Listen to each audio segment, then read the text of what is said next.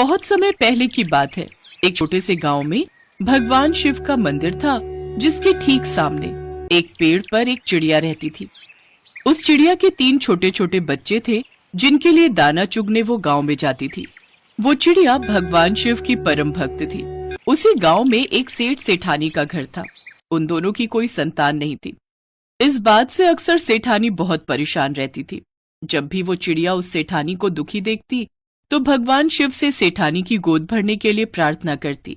हे भोलेनाथ, इस सेठानी की सुनी गोद भर दो और इसे भी माँ बनने का सुख प्रदान कीजिए। लेकिन सेठ बहुत ही कंजूस स्वभाव का था। वो ना तो कभी दान पुण्य करता और ना ही किसी भूखे को खाना खिलाता। एक रोज सेठानी गांव में जा रही थी तो गांव की औरतें उसे देख बातें बनाने लगी। वो देखो, किसी चीज की कमी नहीं है सेठानी के पास, लेकिन फिर भी आज तक माँ बनने के सुख से वंचित है बेचारी। भगवान भी सबको हर सुख नहीं देता। ये सुन सेठानी उदास होकर पेड़ के नीचे गई। उसी पेड़ की डाल पर बैठी चिड़िया को उस सेठानी को देख उस पर बहुत दया आई। चिड़िया जप करते हुए कैलाश पर्वत की ओर निकल पड़ी। कुछ समय बाद वो कैलाश पर्वत पर पहुंच गई। फिर माँ पार्वती ने उस चिड़िया से पूछा, तुम इतना परिश्रम करके आखिर किस उद्देश्य से यहाँ आई हो?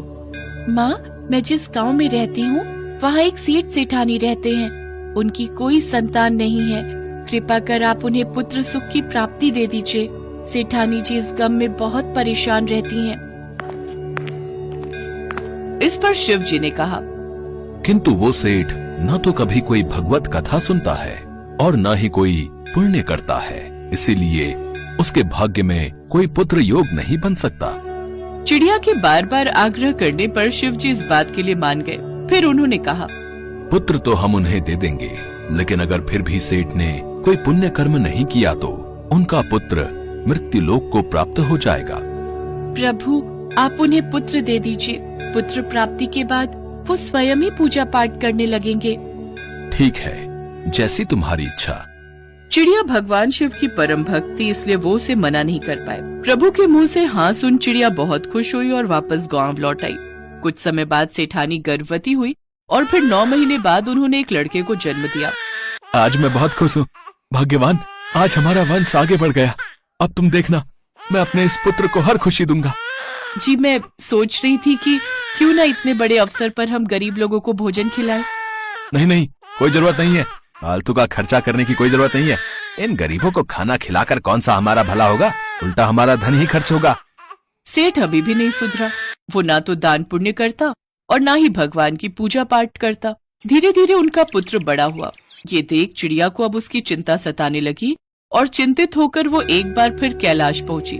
हे प्रभु, माँ, कृपा कर आप सेठ और सेठानी को पुण्य कर्म करने के लिए कहें। चिड़िया को दूसरे की परवाह करते देख भगवान शिव और माँ पार्वती को बहुत प्रसन्नता हुई। फिर उन दोनों ने एक ब्राह्मण और ब्राह्मणी का रूप धारण किया और सेठ सेठानी के घर गए और उनसे कहने लगे, अब देखिए, हम बहुत दूर गांव से आए हैं, हमें बहुत भूख लगी है, क्या आप हमें भोजन करवा सकते हैं?